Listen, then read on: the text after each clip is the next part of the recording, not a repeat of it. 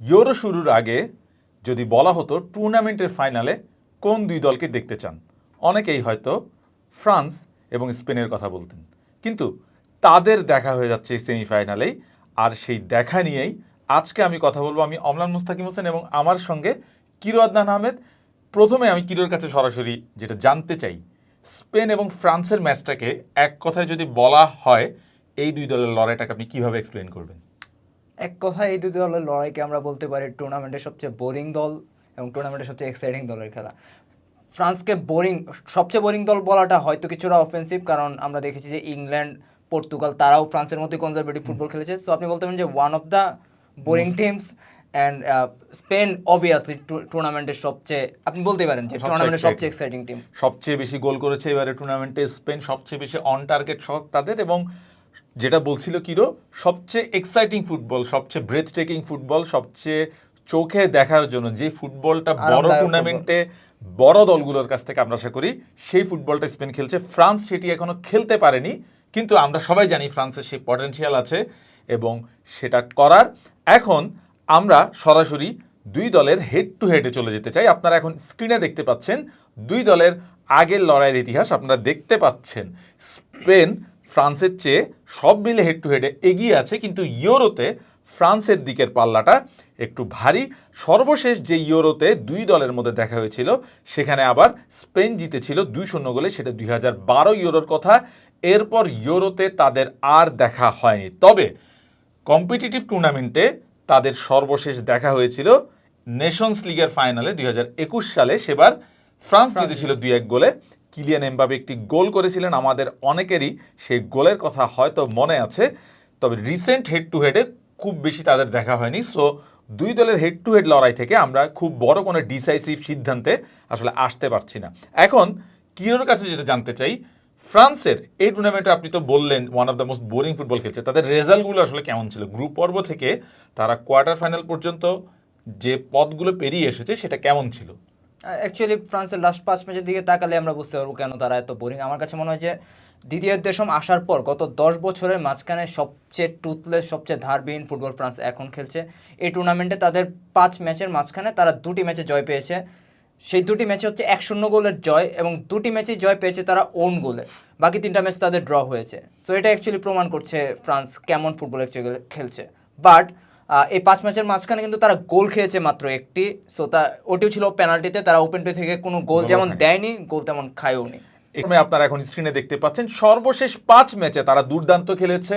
তারা গ্রুপ পর্বে ইতালি, ক্রোয়েশিয়ার মতো দলকে হারিয়েছে। এরপর তারা জর্জিয়া এবং কোয়ার্টার ফাইনালে জার্মানির মতো হট ফেভারিট টিমকে হারিয়ে তারা সেমিফাইনালে এসেছে। এই সময়ের মধ্যে তারা অনেকগুলো গোল করেছে। টুর্নামেন্টে সবচেয়ে বেশি আপনারা দেখতে পাচ্ছেন তারা প্রচুর অন টার্গেট শট করেছে। এবং সবচেয়ে ইন্টারেস্টিং ব্যাপার, এবারের ইউরোতে তারা যদি সেমিফাইনালের নির্ধারিত সময় বা এক্সট্রা টাইমে জেতে, তারা ইউরোর প্রথম দল হিসেবে টানা 6টি ম্যাচ জেতার যে রেকর্ডটি করবে সেটা প্রথমবার। এবং ইউরোতে আর কোনো দলের এরকম টানা জেতার রেকর্ড নেই। এবং এই সময়ের মধ্যে আমরা দেখেছি 2023 সালের পর থেকে ইউরোপিয়ান নেশনসগুলোর মধ্যে স্পেনের উইনিং রেট সবচেয়ে বেশি। তাই সব কিছু মিলে বলা যায় স্পেনকে টুর্নামেন্ট শুরুর আগে হয়তো সেভাবে কাউন্ট করা হয়নি, কিন্তু এই মুহূর্তে তারা হট ফেভারিট টিম হিসেবে আসছে এবং অপটার পরিসংখ্যানও স্পেনকে একটু হলেও এগিয়ে রাখা হচ্ছে। এখন আমরা চলে যেতে চাই দুই দলের কালকের ম্যাচের ট্যাকটিক্স, ফরমেশন এবং কি হবে সেগুলো নিয়ে আলোচনা করার জন্য।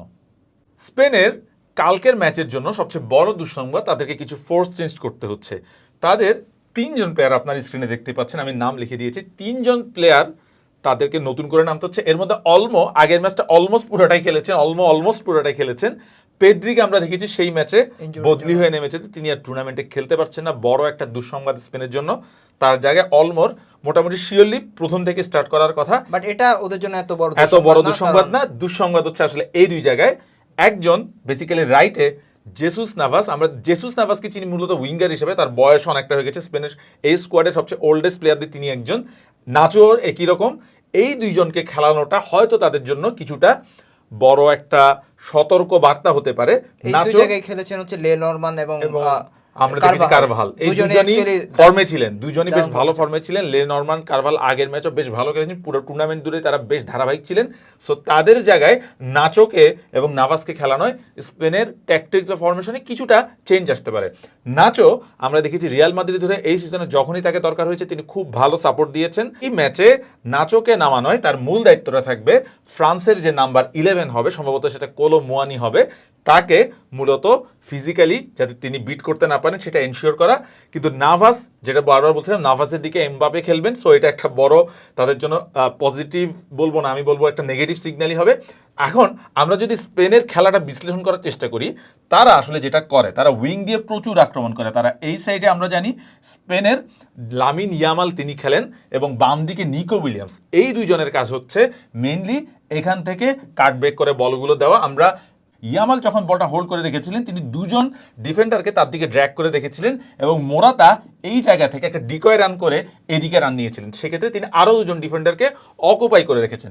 এর ফলে এইখানে একটা স্পেস ক্রিয়েট হয়ে যায় এবং দানি অলমো এখান থেকে একটা লেট রান নিয়ে দারুণ একটা শটে বলটা কর্নারে জুড়িয়ে দেন। এটা আমরা পুরো টুর্নামেন্ট জুড়ে দেখেছি। নিকো উইলিয়ামসও একই কাজ করতে পছন্দ করেন, তিনিও ইনভার্টেড উইঙ্গারের মতো ভেতরের দিকে ঢুকে অনেকগুলো শট নিয়েছেন। আমরা নয়ারের বিপক্ষে দেখেছি তিনি শট নিয়েছেন, গোল পাননি যদিও, কিন্তু এই ম্যাচেও আমার মনে হয় স্পেন একই কাজটা করতে চাইবে। তারা ফ্রান্সের দুই ফুলব্যাককে ড্র্যাগ করে ওয়াইডে সরিয়ে এনে ভেতরের দিকে কাটব্যাক করতে চাইবে, যে সুবিধাটা অলমো অথবা এদিকে ফাবিয়ান রুইস তারা নেওয়ার চেষ্টা করবেন। এখন সমস্যা যেটা, স্পেনের খেলাটা এটা মোটামুটি আমরা জানি যে স্পেন এভাবেই খেলে, কিন্তু তারা যখন প্রেসারে পড়ে যায় তখন কিন্তু তাদের সেটব্যাকটা বা সেটআপটা একটু বদলে যায়। তখন আগের ম্যাচে যেটা হয়েছিল, রড্রিকে যখন জার্মানি সেকেন্ড হাফে আমরা দেখেছি যখন প্রেসিং করে তাকে ফিজিক্যালি একটু চ্যালেঞ্জ করতে, তখন কিন্তু স্পেন একটু প্রেসারে পড়ে গিয়েছিল। তখন আসলে যেটা হয়েছিল, রড্রির পেছন দিকে কিছু স্পেস ক্রিয়েট হয়ে যায় এবং সেগুলো জার্মানি কাজে লাগানোর চেষ্টা করে এবং শেষ পর্যন্ত সফল হয়, একটা গোলও তারা আদায় করে নেয়। এবং আমার মনে হয় স্পেন এবং এই ম্যাচে সেটা ভুলটা করতে চাইবেন এবং ফ্রান্স ঠিক একই কাজটা করতে চাইবে জার্মানির মতো, ফিজিক্যালি চ্যালেঞ্জ করে রড্রির পেছনের স্পেসটাকে ওপেন করতে চাইবে, যেন সেখানে তাদের ক্রিয়েটিভ যে প্লেয়ার যেমন গ্রিজম্যান অথবা এমবাপে অথবা দিক থেকে মুয়ানি যেই হোক না কেন বা ডেমবেলে যেই থাকুক না কেন, তারা যাতে এই জায়গাগুলো কাজে লাগাতে পারে। এখন পর্যন্ত এটা আমার কাছে স্পেনের একটা দুর্বলতা মনে হচ্ছে। অন্যদিকে তাদের বড় শক্তি তাদের দুই উইঙ্গার এবং কিরোর কাছে আমার যেটা প্রশ্ন সেটা হচ্ছে এই পয়েন্টগুলোকে নালিফাই করার জন্য ফ্রান্স আসলে কি করতে পারে। সো ফ্রান্সের আমরা যদি ফরমেশনটার দিকে তাকাই, ওরা হচ্ছে 4-3-3 ফরমেশনে খেলছে। প্রথম হচ্ছে ডেমবেলে খেলেছে এই জায়গায় রাইট উইংয়ে, তারপর হচ্ছে গ্রিজমান খেলেছে এক ম্যাচে, আমরা গত ম্যাচে দেখেছি যে কোলো মুয়ানি খেলেছে। সো এটার কারণে যেটা হয়েছে, গ্রিজমান যদি নাম্বার 9 খেলে, এই ফরমেশনে আসার মেন আইডিয়াটা হচ্ছে যে তাদের মিডফিল্ডের সাথে অ্যাটাকের কোনো কানেকশন হচ্ছে না খুব একটা, কারণ মিডফিল্ডের বল ডিস্ট্রিবিউশন খুব একটা ভালো না। কান্তে ব্যাক করেছেন, ফর্মে আছেন, বাট তার বল ডিস্ট্রিবিউশন কিন্তু ভালো না। সোয়ামিনি এবং রাবিওর বল ডিস্ট্রিবিউশনও আহামরি ভালো না। সো সেটা করবেন সেই প্রত্যাশা নিয়ে অ্যাকচুয়ালি তাকে এখানে খেলানো হয়েছে। বাট গ্রিজমানের বল ডিস্ট্রিবিউশনও কিন্তু আমরা আগের ম্যাচগুলো দেখেছি খুব একটা ভালো না। পুরো টুর্নামেন্টে কিন্তু আসলে সেরকম ফর্মে নেই। এমনকি আমি কয়েকটা দেখছিলাম কয়েকটা জায়গায় যে তাকে ড্রপ করা হতে পারে, এরকম একটা কথা শুনেছি। আমি বলবো যে ড্রপ করা হলেও অ্যাকচুয়ালি অবাক হওয়ার মতো কিছু থাকবে না। আমার কাছে মনে হয় এখানে যদি গ্রিজমানের বদলে আপনি তিনজনেই প্রপার উইঙ্গার খেলান, লাইক এমবাপে, কোলো মুয়ানি এবং ডেমবেলেকে খেলানো হয়, তাহলে হচ্ছে আরো অ্যাটাকিং থ্রেটটা তাদের আরো বাড়বে। তারা নিজেদের মাঝখানে হয়তো কোনো একটা কোলাবোরেশন করতে পারবে। গ্রিজমানের খেলাটা খুব একটা ইফেক্টিভ হচ্ছে না এর জন্য। গত ম্যাচে যেটা হয়েছে, গ্রিজমান এখানে খেলার কারণে তাদের লেফট উইংটা, কোলো মুয়ানি কিন্তু সেন্ট্রালি খেলেন এবং এমবাপে হচ্ছে এই ফ্ল্যাঙ্কে খেলছেন। সো এই পাসটা হচ্ছে তাদের ফাঁকা হয়ে গিয়েছিল এবং এই পাস থেকেই কিন্তু আমরা দেখেছি যে পর্তুগালের এই ফুলব্যাক উঠে গিয়ে এখানে খেলেছে হচ্ছে রাফায়েল লিয়াও, এখানে হচ্ছে ডাবল আপ করেছে কুন্দের সাথে। তো যখন কুন্দের সাথে ডাবল আপ করেছে তখন কিন্তু কুন্দে প্রায় ডুয়েলে হেরে গিয়েছেন। অ্যান্ড দেখেছি আমরা রাফায়েল লিয়াও কিন্তু প্রচুর রান নিয়ে এখান থেকে বল পাঠিয়েছেন। এই ম্যাচেও এরকম কিছু হওয়ার সম্ভাবনা আমি দেখছি, কারণ হচ্ছে নিকো উইলিয়ামস এখানে খেলবেন, কুকুরেয়া খেলবেন এখানে, কুকুরেয়াও কিন্তু বেশ দারুণ ফুলব্যাক। সো তারা দুজন মিলে এখান থেকে হয়তো অনেক থ্রেট ক্রিয়েট করবেন। এটা নালিফাই করার জন্য ফ্রান্সকে কোনো একটা ইনোভেটিভ আইডিয়া আসতে হবে। আমার কাছে মনে হচ্ছে যে এখানে যদি ডেমবেলেকে খেলানো হয়, ডেমবেলেকে অবশ্যই ট্র্যাক ব্যাক করা লাগবে, এমবাপেকেও ট্র্যাক ব্যাক করা লাগবে, তারা যদি স্পেনের উইঙ্গারদেরকে নালিফাই করতে চায়। সো আরেকটা পয়েন্ট হচ্ছে যে স্পেনের মিডফিল্ডকে কীভাবে ট্যাকেল করবে। এখন আমরা পুরো টুর্নামেন্ট জুড়ে দেখেছি ফ্রান্সের অ্যাটাকিং প্লে ভালো না হলেও তারা কিন্তু ডিফেন্সিভলি বেশ সলিড। তাদের যে ডিফেন্সিভ স্ট্রাকচার, তারা প্রেস করছে না, প্রেস না করার কারণে ডিফেন্সিভ স্ট্রাকচারটা আরও বেশি অটুট থাকছে। ওই ডিফেন্সিভ স্ট্রাকচার, ডিফেন্স এবং মিডফিল্ডের মাঝখানে যে স্ট্রাকচারটা, এটা ব্রেক করা খুবই কঠিন হয়ে যাচ্ছে। কোনো টিমই অ্যাকচুয়ালি ব্রেক করতে পারেনি এবং কোনো টিমই কিন্তু ওপেন প্লে থেকে তাদেরকে কোনো গোল গোল করতে দেয়নি। পারেনি। সো এখন আমরা জানি যে স্পেনের মিডফিল্ড অনেক এক্সাইটিং, তারা হচ্ছে দুইজন অলমোস্ট অ্যাটাকিং মিডফিল্ডার খেলবে, ওলমো এবং এখানে খেলবেন হচ্ছে ফাবিয়ান রুইস। দুজনেই হচ্ছে প্রচুর লেট রান নেন এবং বেশ থ্রেটেনিং। কিন্তু ক্ষেত্রে ফ্রান্সেরও কিন্তু সমান টো টু লড়াই করার মতো প্লেয়ার রয়েছে, সোয়ামেনি আছেন এবং কান্তে রয়েছেন, রাবিও ব্যাক করবেন।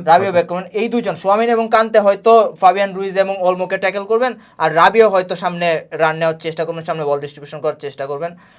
এখানে আমরা জানি যে তাদের বড় একজন অস্ত্র হচ্ছে রদ্রিকে কিভাবে ট্যাকেল করেন দেশম, কোন গেম প্ল্যান সাজান সেটাও দেখার বিষয়।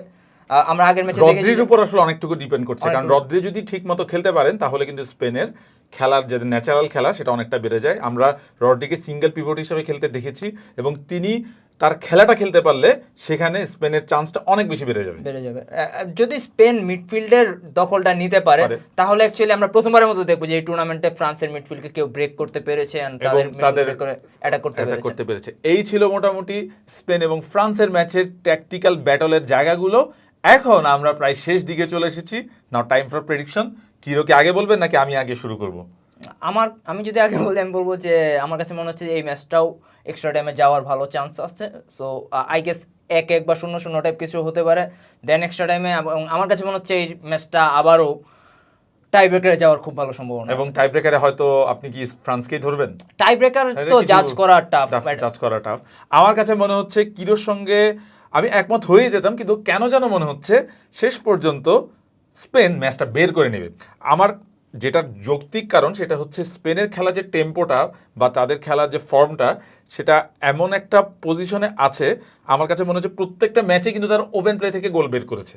এবং মানে তাদের টিমটা অনেক মাল্টি ডাইমেনশনাল, তারা অনেকভাবে আনসার বের করতে সক্ষম। আমি জার্মানি এবং স্পেনের ম্যাচের আগে বলছিলাম এই ম্যাচে যে জিতবে তাকে আমার কাছে কন্টেন্ডার মনে হচ্ছে। আমি এখন পর্যন্ত সেই ধারণাতেই আস্থা রাখতে চাই যে স্পেন এবং জার্মানির ম্যাচে যে জিতবে সেই শেষ পর্যন্ত টুর্নামেন্টে শেষ পর্যন্ত যাবে। এজন্য আমার কাছে মনে হচ্ছে স্পেন শেষ পর্যন্ত হয়তো 1-0 এরকম কোন একটা ব্যবধানে এই ম্যাচটা জিতে যেতে পারে। সো আপনার কি মনে হচ্ছে এই ম্যাচ দেখে? আপনার প্রেডিকশন কি সেটা আমরা জানতে চাই।